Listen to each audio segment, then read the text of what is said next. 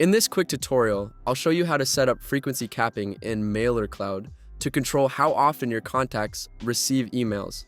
Let's get started. First, log into your Mailercloud account. Once you're on the dashboard, click on your profile icon and go to Account Settings. Inside Account Settings, navigate to the Preferences tab on the left menu. Here you'll find the section called Frequency Capping. This is where you can manage how often emails are sent to the same contact. You'll see two main options: the maximum number of emails allowed per contact, the minimum time interval in hours between emails.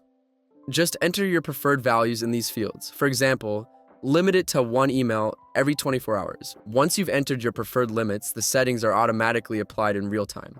And that's it. Frequency capping is a small step that makes a big difference in how your audience experiences your brand. Thanks for watching and happy emailing.